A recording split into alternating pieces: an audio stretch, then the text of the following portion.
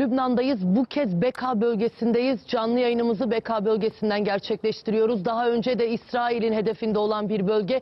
Dün de yoğun bombalandı Beka bölgesi. Hemen arkamda bir enkazı görüyorsunuz. İsrail tarafından bombalanan ve enkaza dönen bir binayı şimdi görüntüleyecek Yasin Kamaloğlu. Aslında Lübnan'da hem sen de söylediğin detayları, son dakika gelişmesini, BM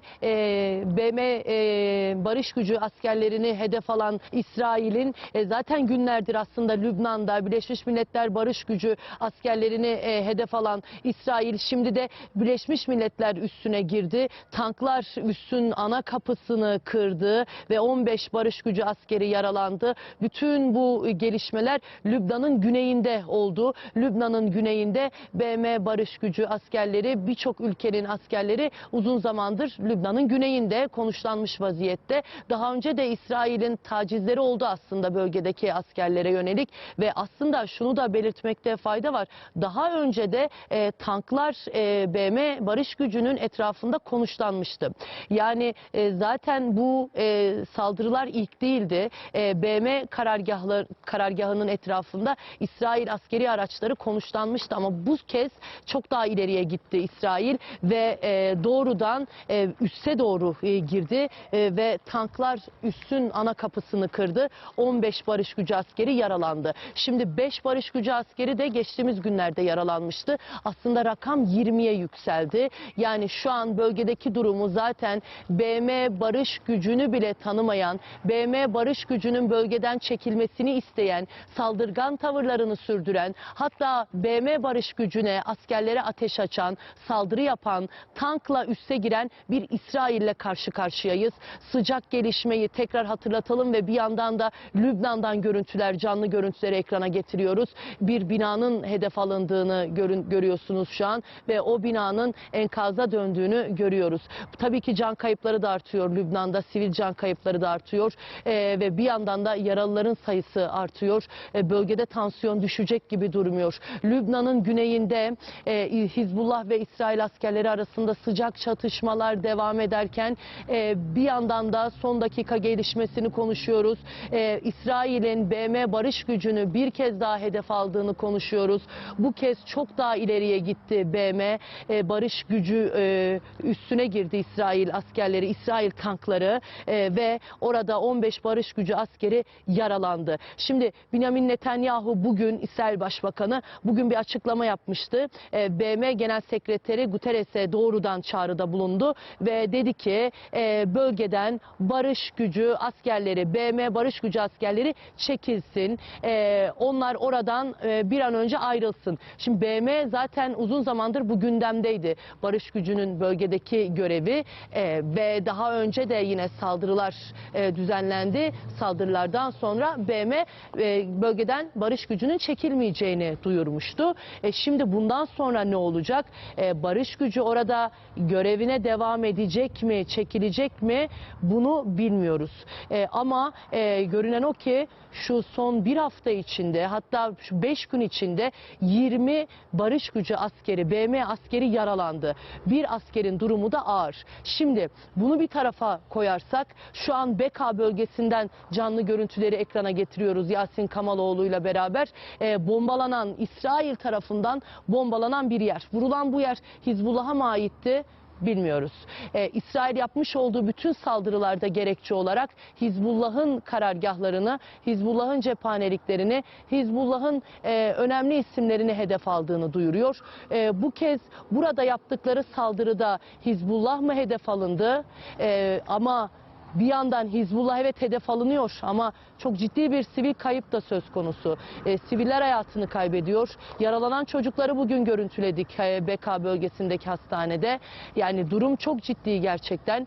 Bir yandan Lübnan'ın güneyinde tam İsrail-Lübnan sınırında İsrail'in baskınları, saldırıları devam ederken çağrı da yaptılar bugün İsrail tarafı ve çağrıda yine güneydeki sivillerin bölgeden ayrılması durması konusunda bir çağrı yapıldı. Güney Lübnan sakinlerine güneye gitmekten kaçınmanız ve evlerinizi terk etmeniz konusunda uyarıyoruz, çağrıda bulunuyoruz. Buralar tehlikeli savaş bölgeleridir. Hizbullah'a yönelik savaşın ve yoğun baskınların halen devam ettiğini hatırlatıyoruz. Güvenliğiniz için lütfen talimatlara uyunuz dedi bugün İsrail. Yani Güney Lübnan'ı daha çok bombalayacağını, sivil yerleşim alanlarına baskınlar düzenleyeceğini, çok daha bölgede saldırılarını yoğunlaştıracağına dair mesajı verdi aslında İsrail.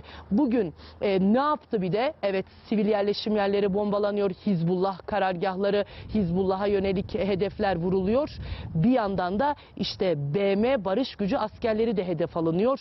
Bugünün en sıcak gelişmelerinden biri buydu. İsrail tankları BM üssüne girdi, baskın yaptı ve BM üssünde askerler yaralandı. Onu belirtmiş olalım. Şimdi bundan sonra bölgede durmaya devam eder mi bilmiyorum ama çok sayıda asker zaten uzun zamandır bölgede görevli. Birçok ülkeden asker bölgede ama şimdi bir yandan da Lübnan'ın bütün bölgelerine artık İsrail'in saldırıları yoğunlaşmış durumda. Şu an Beka'dan yaptığımız bu yayınla zaten her şey ortaya koyuyoruz. Her şeyi ortaya koyuyoruz. Bir yandan da başkent Beyrut'ta da durum gerçekten çok kritik. Başkent Beyrut'ta bazı noktalara saldırılar olmuştu İsrail'in. Beyrut'un güneyi Dahiye bölgesi de yine vurulmaya devam ediyor. Dahiye'den Hizbullah hedefleri vurulurken bir yandan da tabii sivil can kayıpları da oluyor. Dahiye bölgesi enkaza dönmüş vaziyette ama İsrail'in hedefi şu an görmüş olduğunuz gibi Lübnan'ın genelini adeta enkaza çevirme, Lübnan'ı adeta Gazze'leştirme politikası uyguluyor. Ve çünkü Beka, burası Beyrut'a 1 saat uzaklıkta bir yer. Beka bölgesinden yapılan saldırıların izlerini görüyoruz. Enkaza dönmüş binaları Yasin Kamaloğlu görüntülüyor. Burada 3 katlı bir yapı vardı. 3 katlı yapı İsrail'in hava saldırısında yerle bir oldu. Bir yandan bakın enkazda oyuncaklar var. Yani baktığımız zaman burada sivillerin, çocukların yaşadığı bir alan olarak burayı değerlendirmemiz mümkün. Ama net açıklama da yok. Bu saldırıda hedef kimdi? Yoksa tamamen sivillere yönelik miydi İsrail'in yapmış olduğu saldırıda? Bunun detayı yok açıkçası ama hastaneleri gezip gördüğümüz zaman, yaralanan çocukları, ölen çocukları gördüğümüz zaman siviller Lübnan'da hedef alınıyor. Siviller hayatını kaybediyor. Beyrut'un güneyi Dahiye küçük bir Gazze'ye dönüşmüş vaziyette. Beyrut'un merkezi zaman zaman bombalanıyor. Zaten Perşembe akşamı, 10 Ekim akşamı çok büyük bir hava saldırısı düzenlendi.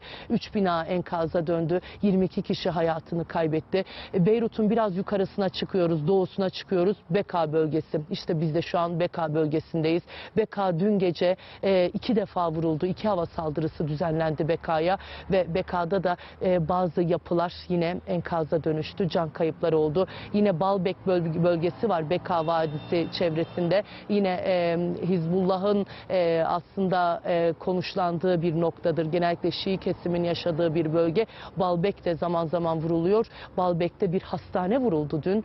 Bunun da altını çizelim. Yani durum çok kızışıyor bölgede. İsrail'in saldırıları, saldırgan tavırları Lübnan'ın birçok noktasına yayılmış durumda. Beka bölgesinden canlı yayınımızı yapıyoruz. Bir enkazın önündeyim. Baalbek'te bir hastane vuruldu. Beyrut'un güneyi Dahiye bölgesi vuruluyor. Orası zaten artık küçük bir Gazze'ye dönüştü.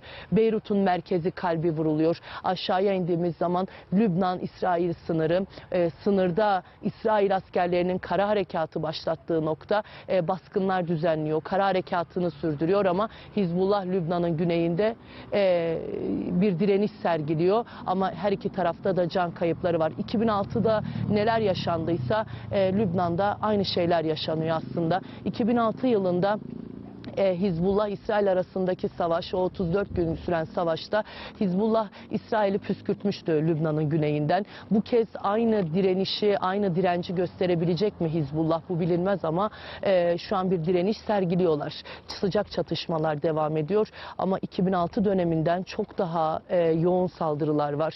18 yıl önce aslında neler yaşanıyorsa büyük oranda aynı şeyleri görüyoruz. Yine hava saldırıları, yine İsrail'in yapmış olduğu, Hizbullah Hizbullah'a yönelik yine çatışmalar, saldırılar, sivillere yönelik yapılan hava bombardımanlarını görüyoruz ama 2006 yılından çok daha bu sefer yoğun saldırılar Lübnan'ın birçok noktasına sıçramış vaziyette. Onu belirtmiş olalım. Yani önceden 2006 yılında Dahiye bölgesi yine vurulmuştu ama bu kadar yoğun şiddetli değildi. 2006 yılında Lübnan'ın güneyi vurulmuştu. Kara harekatı düzenlemişti İsrail ama bu şiddette değildi. 2006 yılında Beka'ya, Baalbek denilen bölgeye veya Beyrut'un merkezinde bu kadar yoğun bombalar patlamıyordu. Ama şimdi İsrail Gazze'de uyguladığı katliam politikasını Lübnan'da da uyguluyor. Bunu görüyoruz, görüntülüyoruz. İşte yıkılan bir binanın enkazı İsrail'in hava saldırısı sonucunda 3 katlı yapı işte bu hale geldi.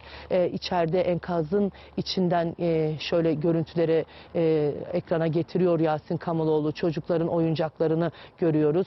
Tekrar gösterecek. Bugün hastanelerde de çok sayıda çocuğun İsrail saldırısından yaralandığını gördük ve bu saldırılar sonucunda çocuklar adeta şok içindeydi ve çocuklar tedavi altına alındı ama hayatını kaybeden çocuklar da var. Yaralı kurtulan çocuklar da tedavi altındalar. Lübnan'ın birçok noktasında. Hastaneler zaten dolu. Çünkü özellikle 8 Ekim'den bu yana bu bir yıllık süreçte çünkü aslında yani 8 Ekim'de Lübnan güneyinde Hizbullah ve İsrail arasında çatışmalar başladı Gazze ile eş zamanlı olarak ve daha sonra işte buralara kadar sıçradı. Bu bir yıllık süreçte 2000'den fazla kişi hayatını kaybetti Lübnan'da. 10.000'den fazla kişi yaralandı. Aralarında Hizbullah mensupları da var. Ama çoğunluğu sivil görüyorsunuz. Sivillerin olduğu noktalar hedef alınıyor. İsrail yapmış olduğu saldırılarda gerekçe olarak Hizbullah hedeflerini vuruyoruz dese de ama sivil can kayıpları da oluyor. Yaralı insanları, yaralı çocukları ve bebekleri görüyoruz çünkü hastanelerde tedavi altında olan. Şimdi hava kararıyor. Bu gece nasıl bir gece olacak Lübnan'da? Başkent Beyrut'ta, Beka'da, Güney Lübnan'da, Baalbek'te nasıl bir gece olacak bilmiyorum. Ama dün hava karardıktan sonra işte Beka 2 kere bombalandı. Şu an yayın yaptığım nokta. Yine Lübnan'ın güneyi bombalandı. Nebatiye kenti yine hava saldırılarının hedefi oldu. Can kayıpları oldu. Dolayısıyla şu an havanın kararmasıyla akşam özellikle geceye doğru saldırılar yoğunlaşıyor. Dolayısıyla bu gece de yine yoğun bir saldırı olabilir. İnsanlar tabii endişe içinde.